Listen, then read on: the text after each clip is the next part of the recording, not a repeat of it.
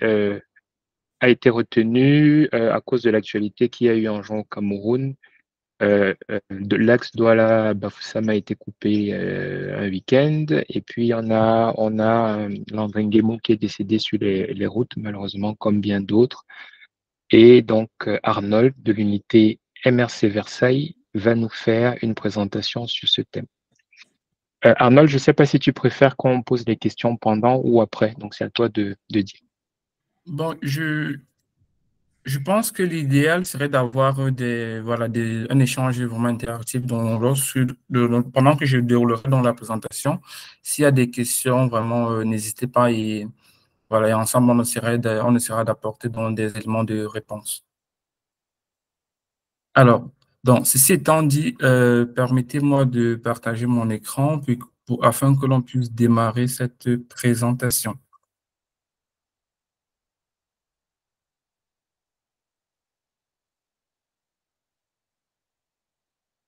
Alors, vous me dites si mon écran est déjà visible. Voilà, si mon écran est visible. Ouais, c'est visible. Alors, on passe à mon diapo. Alors, donc, comme l'a si bien introduit Marcel, donc l'objectif de cette présentation, c'est de s'appesantir sur le sujet des infrastructures de la sécurité routière au Cameroun, parce que le sujet est revenu en fait au devant de l'actualité ces dernières semaines, avec une série d'accidents, notamment sur la nationale numéro 5, avec les accidents à Sancho, pardon. Est-ce qu'on peut fermer le micro? Donc, comme je disais, notamment, on a enregistré une série d'accidents sur la nationale numéro 5 ces dernières semaines, avec notamment au niveau de Sancho et même à la falaise de Tchang. D'où cette présentation afin de revenir sur le sujet et même de comprendre en fait pourquoi cette récurrence des accidents sur nos routes. Alors, pour cette présentation, nous allons aborder cette présentation s'articule au niveau de 3 points. Donc, dans un premier temps, nous allons présenter en fait des éléments de contexte afin de bien comprendre pour eux, c'est quoi le réseau routier camerounais, c'est quoi ses caractéristiques. Enfin, on va essayer d'aborder un essai de stratégie visant ici à réduire la mortalité sur les routes au Cameroun.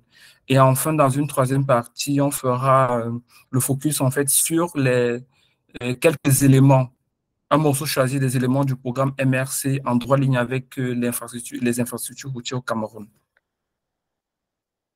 Alors, en guise de contexte, avant de parler du réseau routier au Cameroun, des infrastructures routières, il est bien important de connaître ici ses caractéristiques. Alors, le réseau routier camerounais, fin 2023, était long d'environ 121 000 km. Donc, ça, c'est la longueur du réseau routier au Cameroun. Et sur ces réseaux-là, on avait environ 9% des routes bitumées, donc autour de 10 000 km. Donc, on tourne autour de 10 000 km de routes bitumées. Et ce qui est encore beaucoup plus important, c'est que malgré la petite taille, en fait, c'est-à-dire la taille relativement réduite de ce réseau routier bitumé, on se rend compte qu'environ 58% de nos routes sont en mauvais état.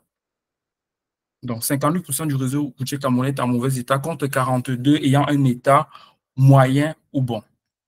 Donc, ce qui fait, donc, première conclusion que l'on peut tirer, c'est que le réseau routier camerounais, dans sa plus grande majorité, est en mauvais état. Et c'est même visible, en fait, lorsque l'on parcourt nos différents axes routiers, que ce soit dans Yaoundé, à Douala, entre Yaoundé et Bafoussam, les autres nationales, ou même entre Gaoundéré et Douala, ou pour une distance de 270-280 km, il faut faire près de 8 heures de temps pour couvrir ce trajet.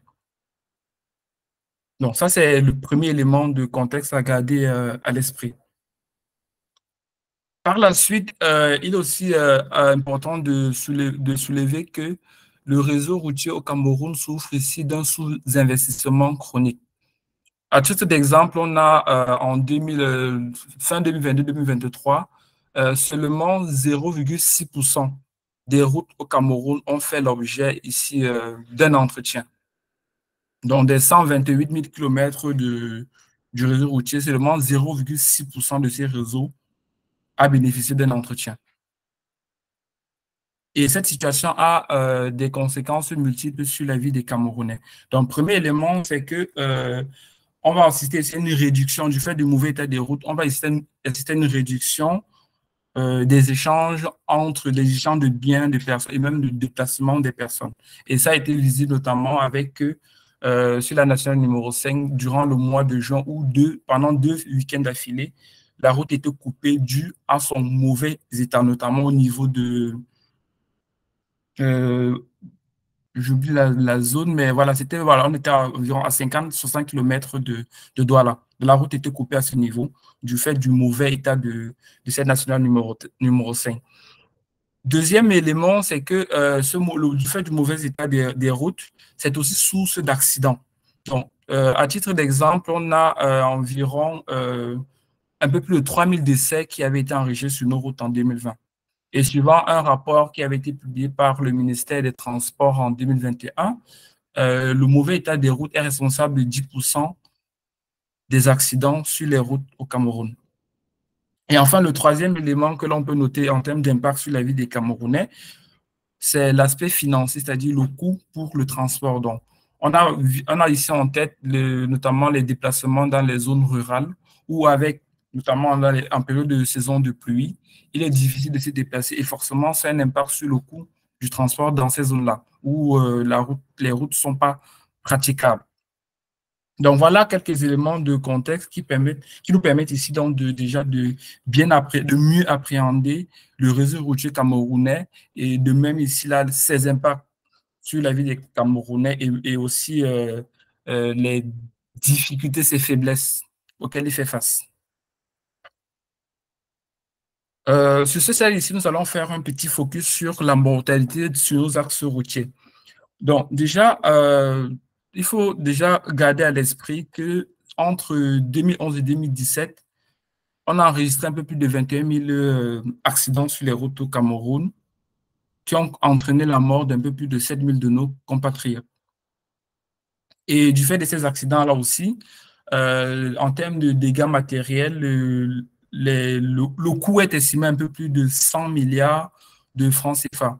Et selon un autre rapport de la Commission économique des Nations Unies pour l'Afrique, le Cameroun, en Afrique autant pour moi, le Cameroun et l'Ouganda figurent parmi les pays ayant le taux de mortalité le plus élevé sur les routes en Afrique.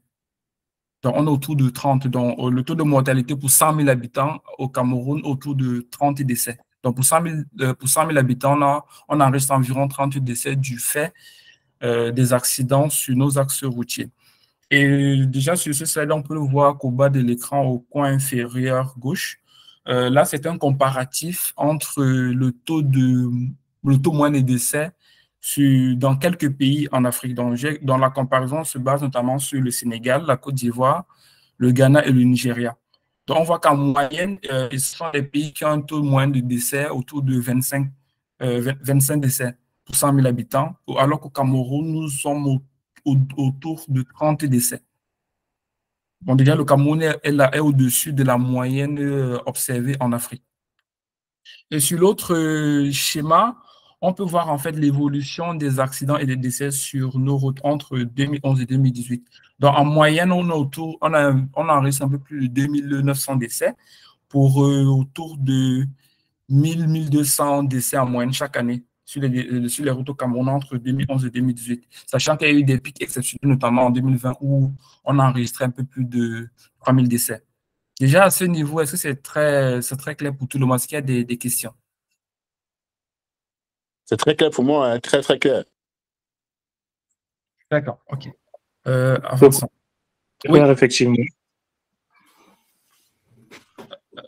Je disais c'est très clair, effectivement. Edouard a levé la main. Oui, bonsoir. Bonsoir. Merci beaucoup, Arnold, pour les recherches que tu as faites pour nous. J'avoue que je découvre un certain nombre de choses. Est-ce que, je ne sais pas si, guys, keep quiet. Je ne sais pas si tu vas encore continuer avec des statistiques, mais en fait, je voulais savoir, est-ce qu'on a aussi le taux de survie Est-ce qu'on a des statistiques sur les taux de survie? La raison pour laquelle je demande, c'est parce que on a souvent brandi des offres de famille, l'existence des ambulances et tout ça, mais en fait, est-ce qu'on a une idée de quel peut être le taux de survie sur ces différents cas? Merci. Alors, concernant les taux de suivi, c'est un aspect qui n'a pas été traité dans cette présentation parce que là, on est en train de se poser un certain nombre de questions sur pourquoi autant de décès sur nos axes routiers. C'est clair que l'objectif, je veux dire, dans le meilleur des mondes, l'objectif, c'est de ne enregistrer aucun décès sur nos routes. Donc, forcément, lorsque un citoyen prend la route pour se déplacer, que ce soit en ville ou des déplacements interurbains, il devrait arriver à destination. Donc, on devrait en principe avoir un taux de suivi de 100%. Donc, c'est pas l'objectif n'est pas de... L'objectif, c'est vraiment de réduire, en fait, les taux de mortalité. Et donc, lorsqu'on regarde donc, sur cette perspective-là, on se rend compte, en fait, sur 100 000 habitants, il y a environ 30 décès au Cameroun, par exemple, dus aux accidents de la route. Sachant que, voilà, quand on prend, par exemple, des métriques dans les pays de l'OCDE en Europe, on est autour de 9 décès. 9 décès pour 100 000 habitants dus aux accidents de la route. C'est clair que le risque zéro n'existe jamais, parce que même dans des environnements où voilà, des efforts sont plus conséquents ont été fournis, on enregistre malheureusement encore des décès sur les routes. Donc l'objectif, c'est vraiment voilà, d'avoir la valeur la plus faible possible. Zéro, en fait. L'objectif, c'est vraiment d'atteindre de zéro. Donc, déjà, est-ce que ces éléments, voilà, est-ce que ça vous éclaire dans votre préoccupation? Oui, de toute façon, ça me satisfait. Ça aurait peut-être été bien d'avoir une idée parce que je ne dirais pas qu'il faut regarder le politique, mais en fait, la solution se trouve dans comment est-ce que, si je me réfère à ton préambule, c'est comment est-ce qu'on peut éviter ou du moins réduire. Et donc, je me disais que dans déjà le background ou bien le contexte, qu'on devait peut-être avoir quelques petites idées de qu'est-ce qui est fait aujourd'hui. Mais dans l'ensemble, je comprends que l'idée, c'est de se focaliser sur où est-ce que le mal se trouve et puis réfléchir à comment y remédier. Donc, effectivement, tu réponds à ma question. C'est peut-être un élément qu'on pourrait ajouter pour une prochaine fois. Merci beaucoup. D'accord. Donc, mais déjà, ce qui est aussi important à noter, c'est que dans les autres slides de cette présentation, voilà, on aborde aussi un peu dans le détail, en fait, dans les accidents routiers, les origines.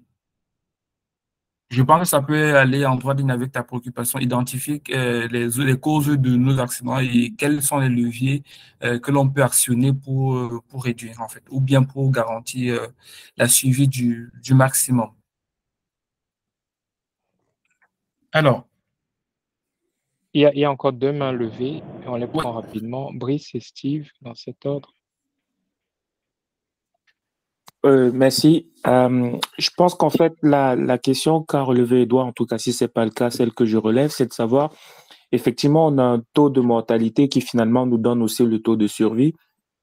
Mais il y a un point, du moins, il y a une spécialisation qui pourrait être intéressante, c'est de savoir quelle est la quantité d'accidents comparativement aux autres pays, entre guillemets, du même gabarit. Et donc, sur ce nombre d'accidents, déjà savoir s'il y en a plus qu'ailleurs, donc qui peut être par exemple lié au mauvais état des routes, et dans ces accidents, quel est le taux de suivi? Et là, on pourrait potentiellement pointer la manière dont les gens sont assistés ou bien soignés après un accident, quelle est la qualité des interventions que l'on peut avoir sur un accident, les ambulances et tout ce que l'on peut avoir qui viennent ou qui ne viennent pas. Le traitement à l'hôpital d'un accidenté. J'ai malheureusement vécu l'expérience de quelqu'un qui... Oui, vas-y, finis. Vas-y, Marcel. C'était du détail. J'allais dire que, comme je disais, je ne sais pas si tout le monde était là en introduction, ça c'est la première des présentations. On veut que ce soit récurrent et il y aura un thème toutes les 2 semaines. Et notamment, il y a plusieurs thèmes qu'on peut faire sur les secours, sur la santé, sur les secours, les traitements d'urgence. Là, aujourd'hui, c'était vraiment infrastructure routière et sécurité routière. C'est pour ça qu'Arnold, il s'est plutôt focalisé sur l'état des routes, les causes des accidents et les solutions par rapport à ça. C'est plus Parfait. ça le thème de la journée. Du coup, par rapport à ce thème, plutôt que de parler du taux de suivi ou du taux de mortalité, je pense qu'il faut, en termes de statistiques, focuser un peu sur la quantité des accidents. D'accord. Alors, on voit ça sur le graphe. Justement, en fait, pour répondre déjà à ta préoccupation, déjà sur ce graphe, on voit un peu l'évolution du nombre d'accidents enregistrés au Cameroun entre 2011 et 2018. Mais aussi, ça peut être aussi un mauvais indicateur de comparaison. Je vais prendre l'exemple. On a un pays comme le Gabon qui est autour de entre 2 et 4 millions d'habitants. Alors, en termes de nombre d'accidents, c'est clair que ce sera inférieur à un pays comme la Chine qui a plus d'1 milliard d'habitants. Donc, rien que le facteur nombre d'accidents peut cacher, obstruer la vérité. C'est pour ça qu'il faut revenir en fait sur des métriques qui permettent un peu de corriger en fait ce défaut-là. C'est pour ça que la principale métrique utilisée, c'est le taux moyen de décès en fait pour 100 000 habitants. Donc, on dit qu'au Cameroun, on a 2000 habitants et peut-être en Chine, on a 5000 habitants. Ce n'est pas la bonne approche pour pouvoir comparer, apprécier le phénomène de part et d'autre. Donc, pour ce faire, on regarde essentiellement le taux moyen de décès dans la population pour 100 000 habitants. Là, on peut apprécier, on peut se rendre compte qu'ici, on a plus de mortalité qu'ailleurs. Et là, ça peut donner ici là des billes pour creuser et davantage comprendre le phénomène et ses causes. Et comment résorber cette situation. Une dernière question et en avance, c'est Steve. Ouais, bonsoir à tous. Ma question, après, je vais faire une remarque. La question, c'est, là, tu as défini quelque part les bonnes routes et les mauvaises routes. Tu as parlé d'un pourcentage, je ne sais pas si c'est 9 ou 58% de mauvaises routes et tout. Quels sont les critères qui te permettent de définir, ou bien, à part le fait qu'on voit, hein, moi je sais que les routes sont mauvaises, mais quels sont les critères qui permettent de définir et obtenir ce pourcentage-là? Ça, c'est ma question. Et la remarque, ça aurait été bien que tu puisses donner peut-être les sources. Quand je dis 3000 décès en 2020, c'est d'où? Est-ce que c'est parce que je sais que tu as fait certainement des recherches, mais on peut se dire qu'il y a peut-être plus ou bien il y a moins, peut-être en fonction de qui regarde les stats en fait, mais voilà. Alors, donc, déjà, merci pour cette très bonne question. Voilà, ce travail, en fait, il a été bien documenté. Donc, en fin de présentation, je vous présenterai donc les sources, en fait. Donc, là, c'est une série d'articles déjà publiés par Cameroun Tribune, l'agence Ecofin et même des données de la Banque mondiale sur le sujet. Donc, dont le travail a été documenté. Et maintenant, concernant dans l'état du réseau routier, voilà, c'est un sujet technique. Donc, quand on construit une route, voilà, il y a un cahier de charges, il y a des propriétés. Donc, si après peut-être 3 ans, aucun entretien, c'est-à-dire aucune action d'entretien n'est réalisée sur la route, forcément, elle va se dégrader. Et même les usagers au quotidien, voilà, pourront se rendre compte que la route n'est pas en très bon état. Donc, ce sont des critères qui sont ici là, des critères techniques qui sont dressés et on se base donc dessus pour apprécier. Donc, en fin de présentation, je vous montrerai donc les différentes sources qui nous ont permis donc d'avoir ce résultat. Il y a des données qui viennent du ministère des Transports, de Cameroun Tribune, de la Banque mondiale. Je ne suis pas sûr que tu as répondu à ma question sur les critères.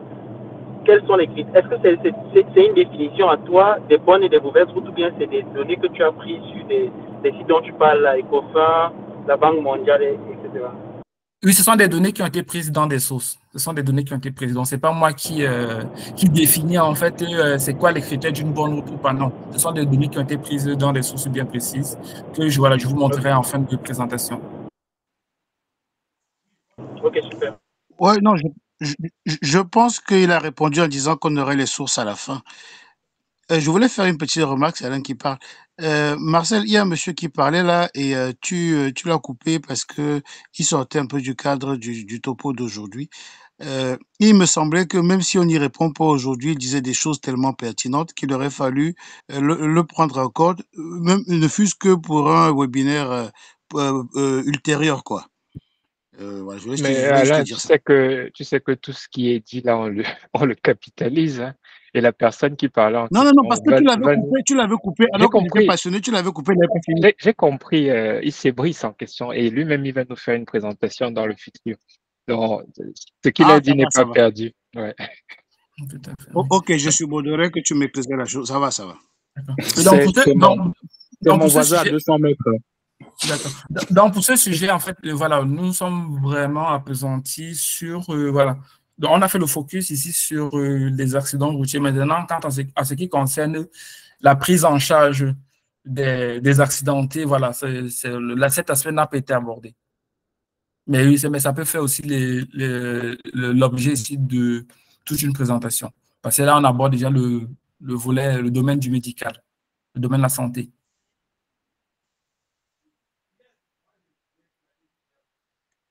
Alors, Cette présentation-là est très attendue pour une autre fois. Oui, oui, continue.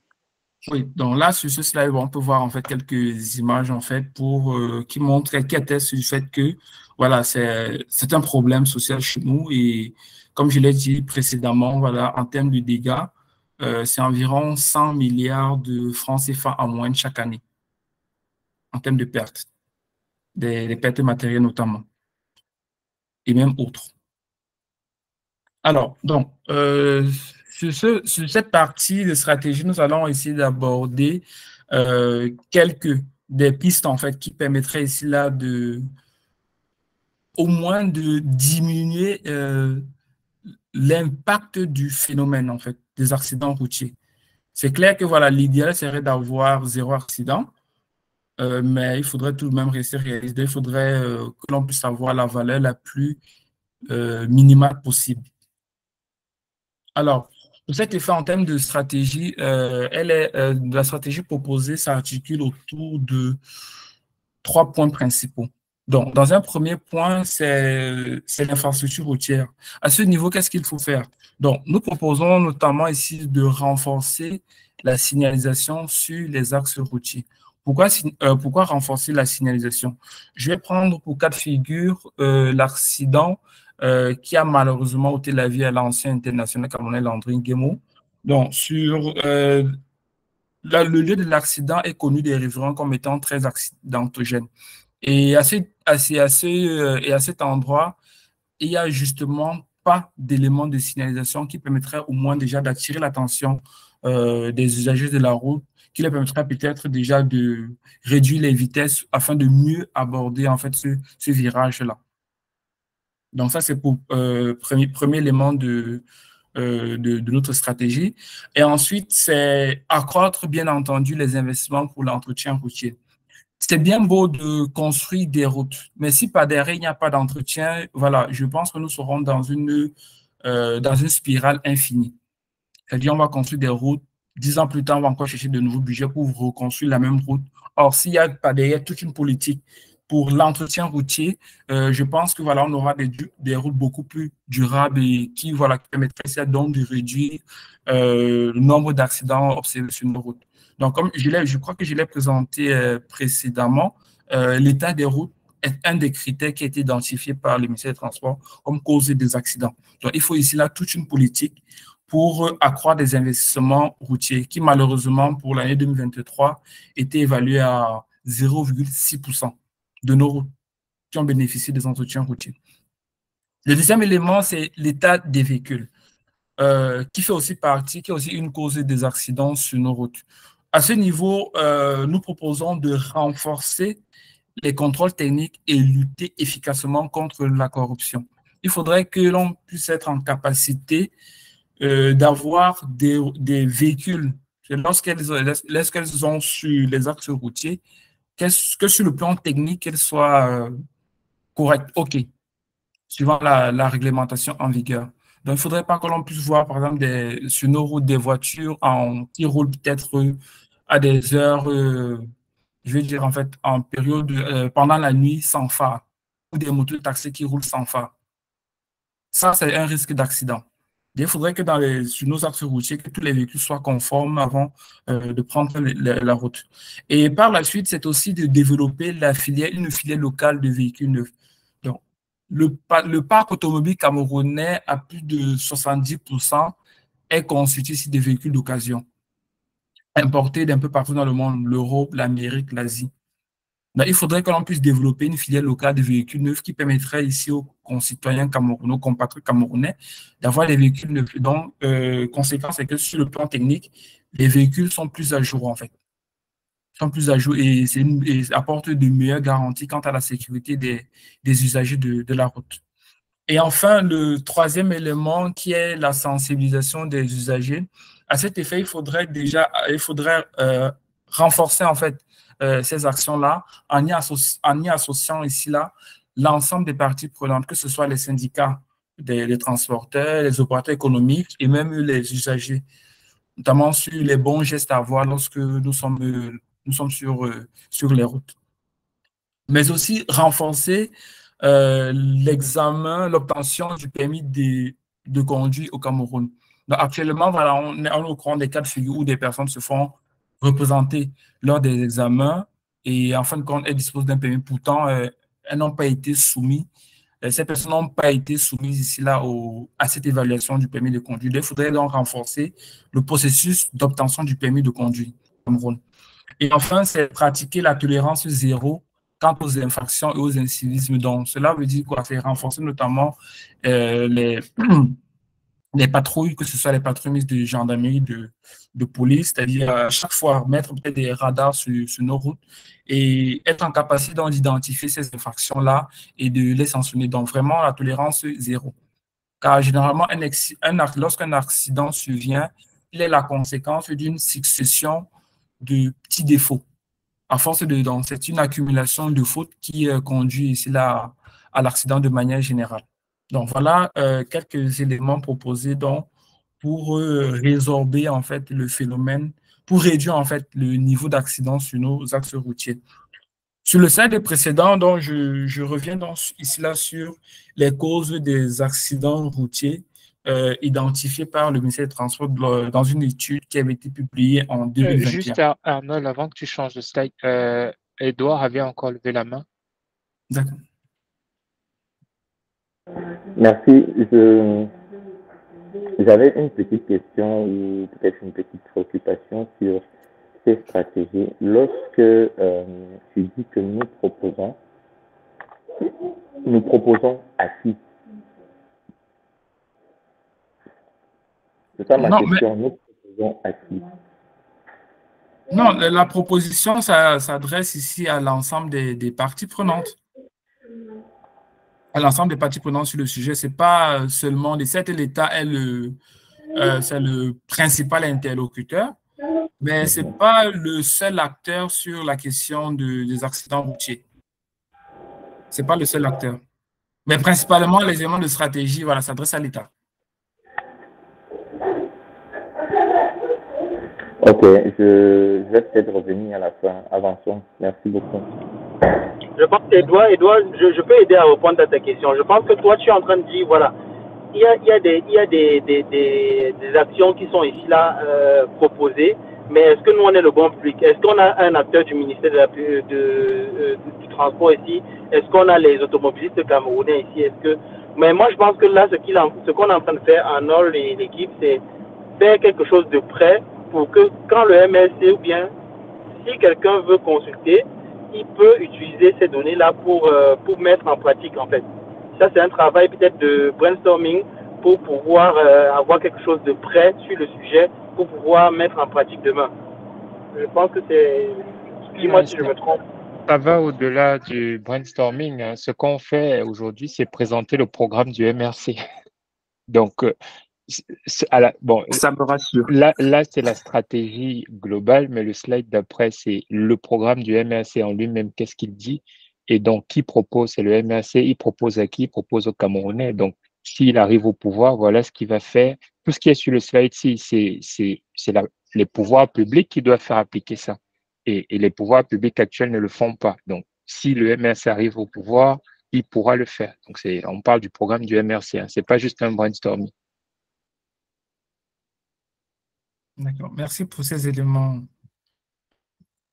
Alors, sur ce slide, l'objectif, c'est en fait c'est de vous présenter les différentes causes d'accidents. Donc, les données ont été publiées par le ministère des Transports en février 2021. Et donc, la principale cause ici, là, c'est l'excès de vitesse, à qui on attribue environ 35% des accidents sur nos routes. Et bien entendu, on va retrouver ici là l'état des routes responsable de 10% des accidents. Donc, tout à droite, voilà, il y a un petit tableau qui vise ici à présenter les différentes actions. Donc, compte tenu de la stratégie qui a été présentée précédemment, là, on peut voir en fait comment est-ce qu'on peut réorganiser, positionner les causes d'accidents suivant les éléments de stratégie. Donc, grâce à ce tableau, on se rend compte qu'environ pour 90% des accidents enregistrés sur les routes camerounaises, des actions peuvent être réalisées pour réduire en fait l'impact de ces accidents sur nos routes. Il y a près des actions concrètes, notamment la sensibilisation, qui permettraient de réduire notamment des accidents du fait de l'excès de vitesse, les mauvais dépassements, manque de maîtrise du volant en droite ligne avec le processus d'obtention du permis de conduire au Cameroun, la conduite en état d'ébriété, voilà, toujours en droite ligne avec la sensibilisation des usagers. Donc, voilà pour l'objectif de ce slide. Alors, nous allons avancer. S'il n'y a pas de questions, on avance. S'il y a des questions. C'est possible d'agir sur 90% des causes d'accidents sur nos routes? Oui, donc sur 4, donc il est possible d'avoir, donc suivant l'étude du ministère des Transports, il est possible d'agir sur 90% des causes des accidents sur les axes routiers. Parce qu'il y a une autre cause qui est autre. Donc, c'est-à-dire qu'on ne maîtrise pas. C'est-à-dire c'est un peu, c'est une variable qui n'est pas maîtrisée. 10% les causes ne sont pas maîtrisées. Pour 90 autres, voilà, on peut poser des actions qui pourraient réduire donc, les accidents enregistrés sur les routes.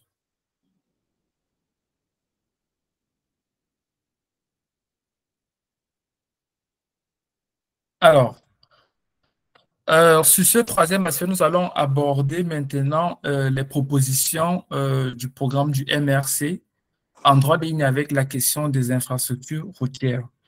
Alors, nous allons voir ici un petit morceau choisi, des éléments voilà, qui concernent le sujet de ce jour. Donc, le premier élément que propose le MRC.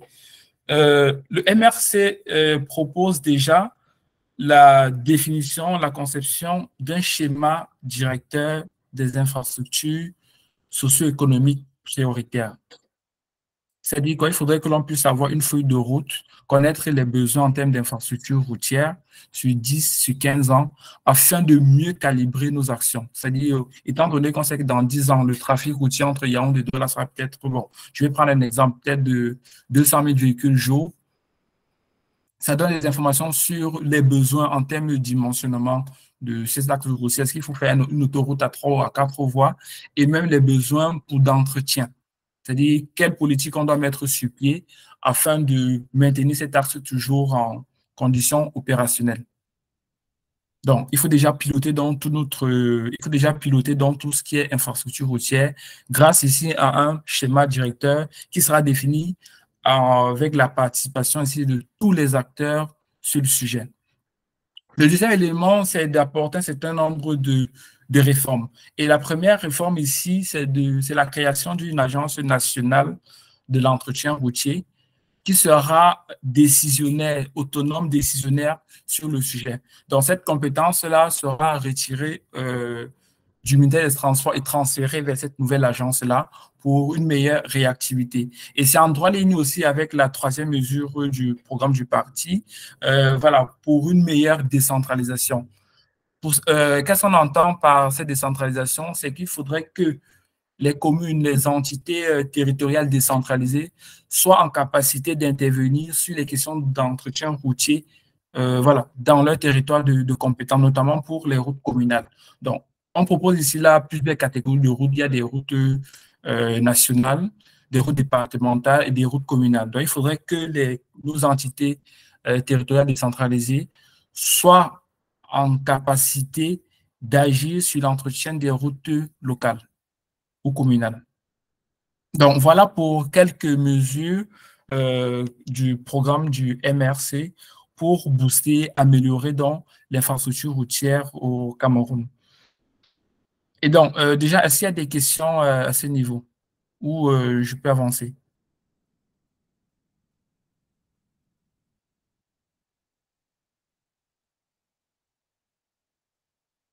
Alors, on avance.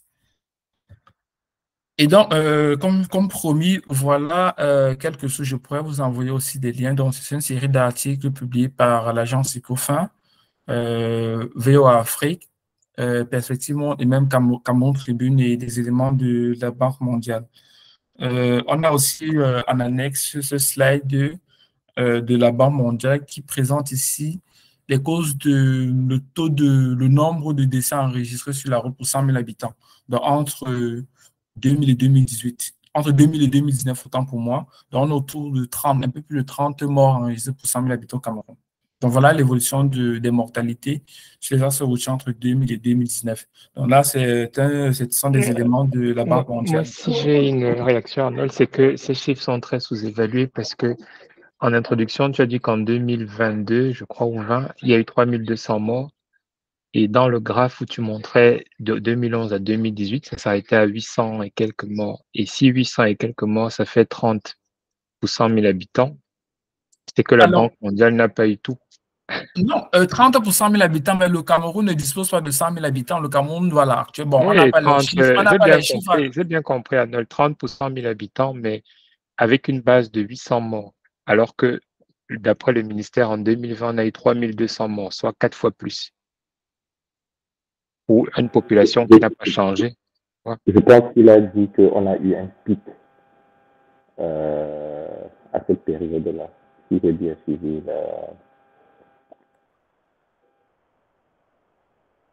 Alors, donc, à ce niveau, voilà, je reviens sur ce slide qui présente un peu l'évolution des décès, en fait, des accidents et décès sur les routes. Donc, entre 2011 et 2018, en moyenne, on tourne autour de 1200 décès sur les routes, avec une moyenne de plus de 2800, 2900 accidents enregistrés.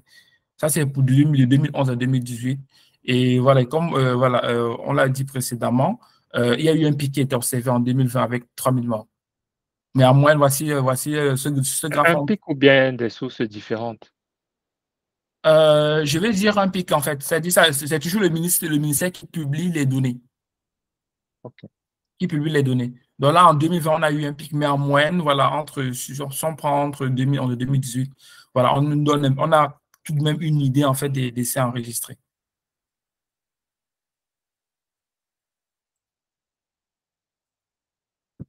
Alors, est-ce qu'il y a encore d'autres questions, s'il vous plaît?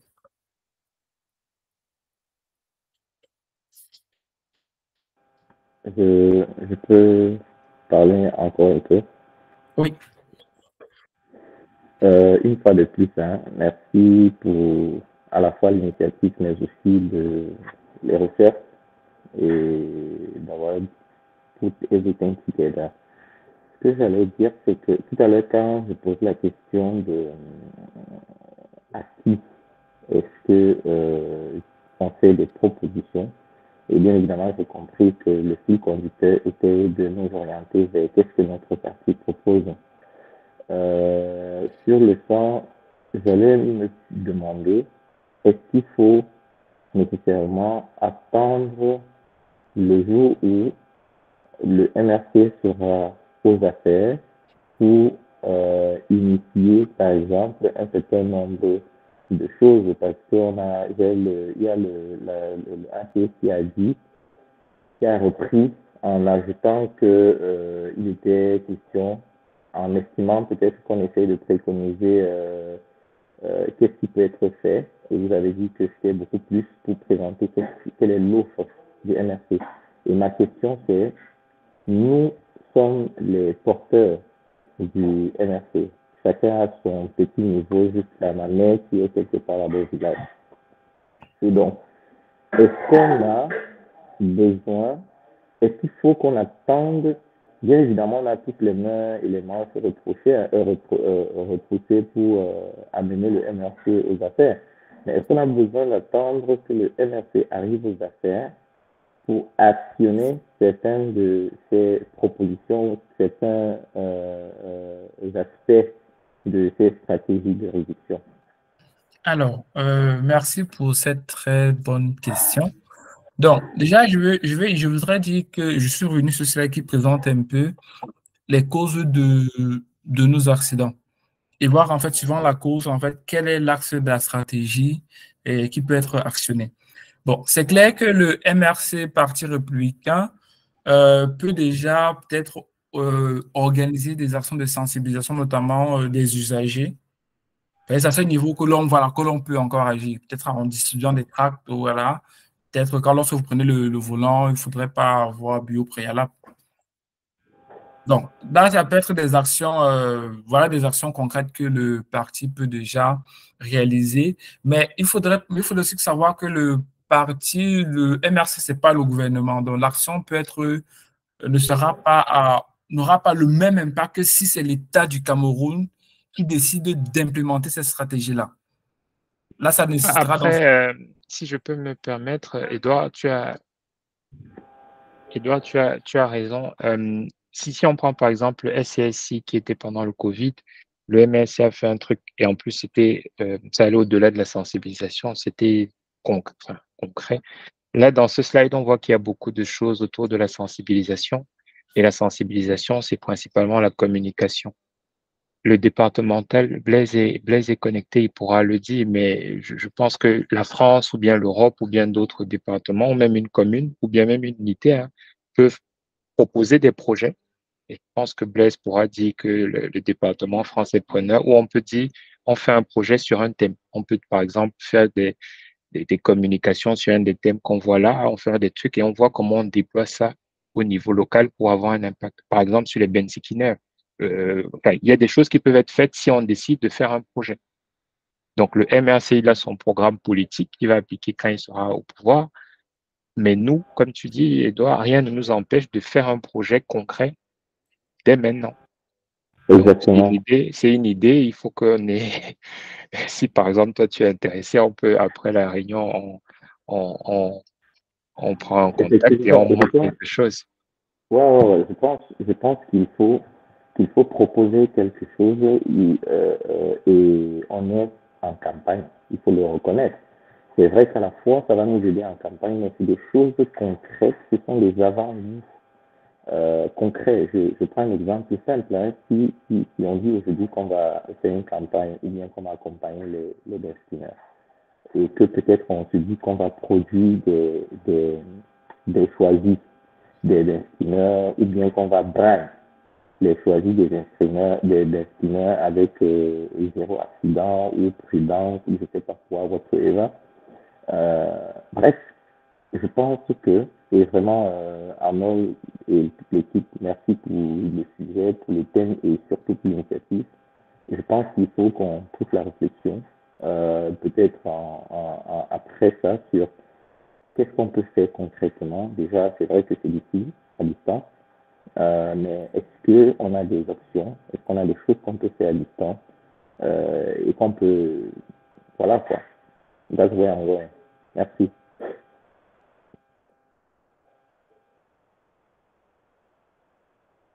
C'est pas Marcel, si tu veux rebondir là-dessus.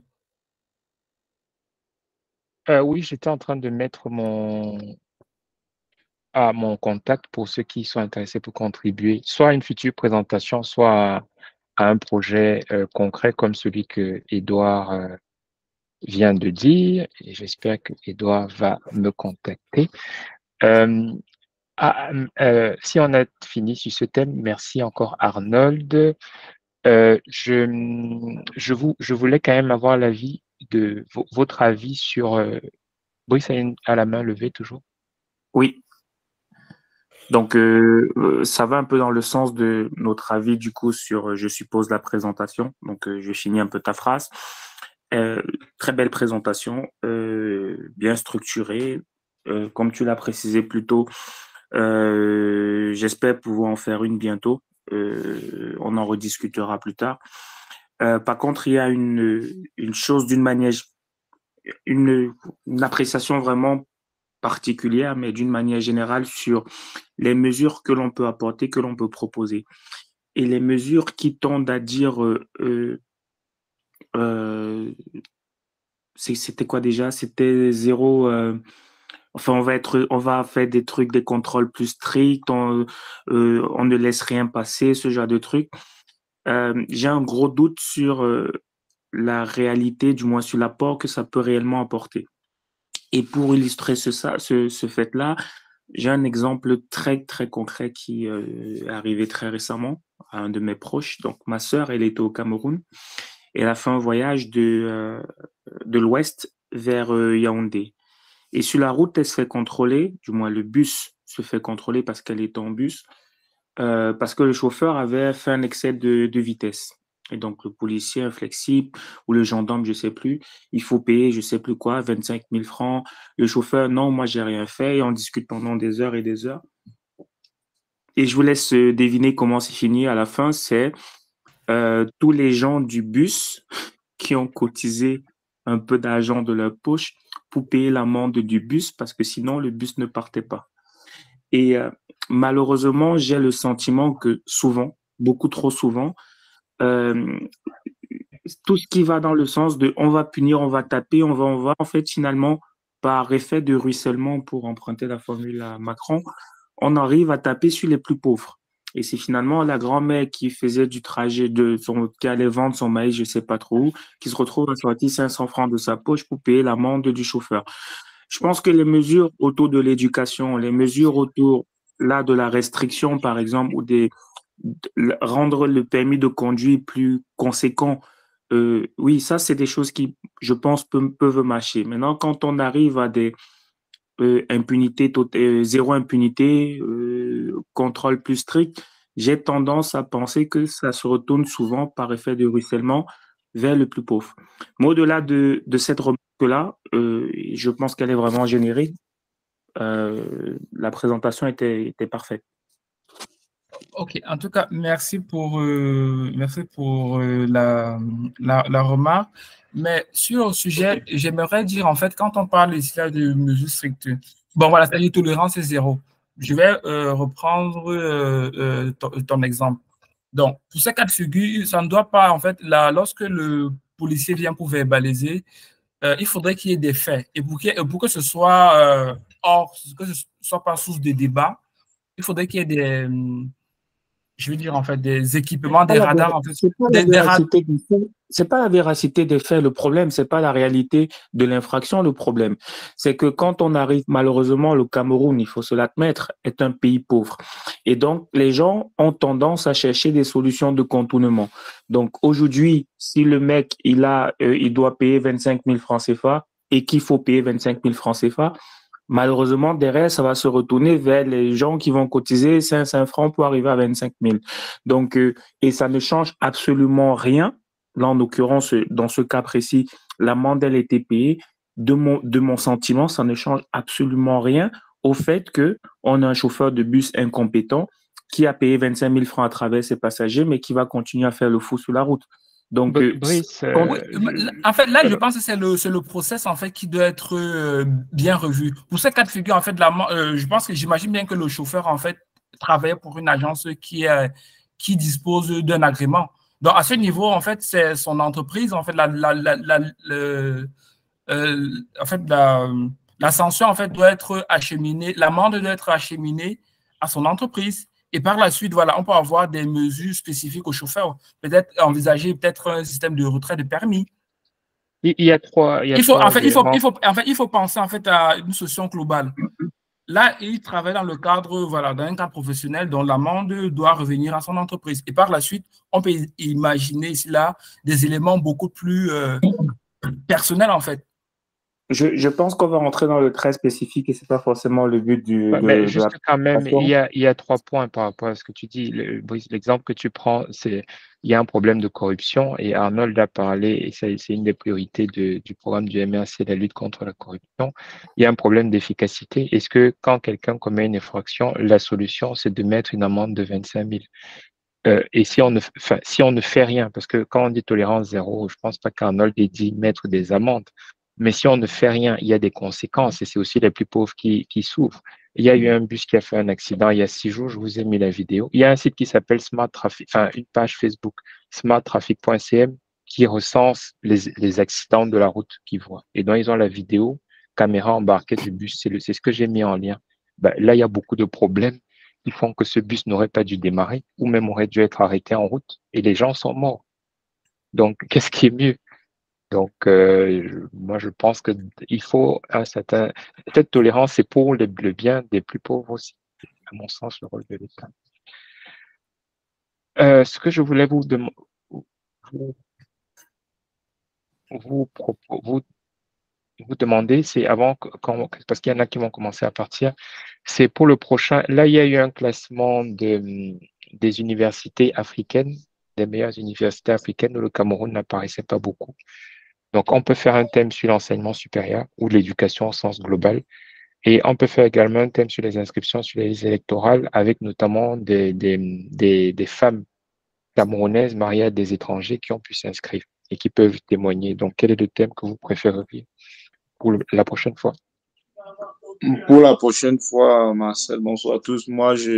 La thématique sur les universités m'intéresse bien. J'aimerais développer le sujet, mais en termes de termes, je sais pas quand on se trouve, mais c'est une thématique. J'ai commencé à travailler sur le sujet, donc je saurais vous le présenter pas mercredi prochain, mais peut-être celui d'après, quoi.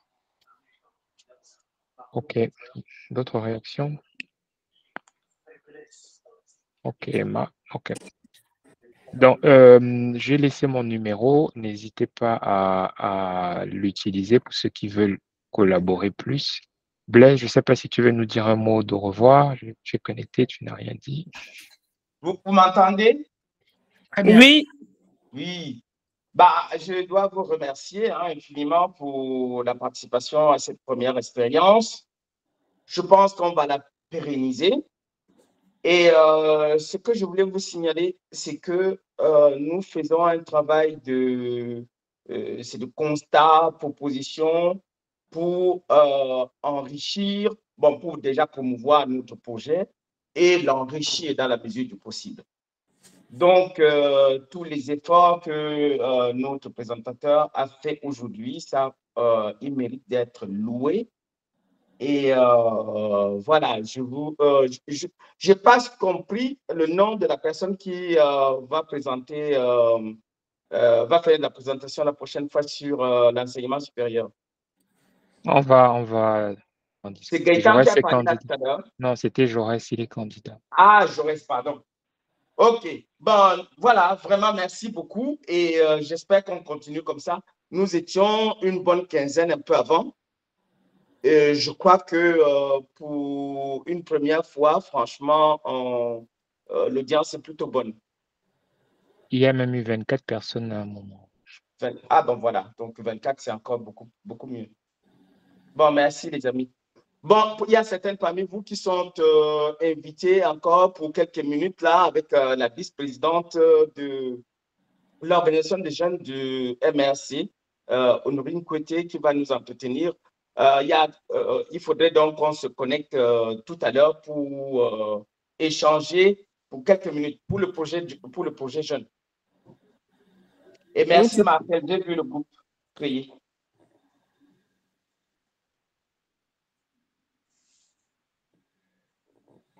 À bientôt, du coup. À la prochaine fois. Bonne soirée à tous. Au revoir. Merci, bonne J'attends soirée à avec tous. impatience le débat sur la façon dont on soigne les gens après des accidents. Bonne soirée à tous. Merci, bonne soirée, les amis. Bonne soirée à tous. Merci. merci. Salut, merci à tous. Bonne soirée.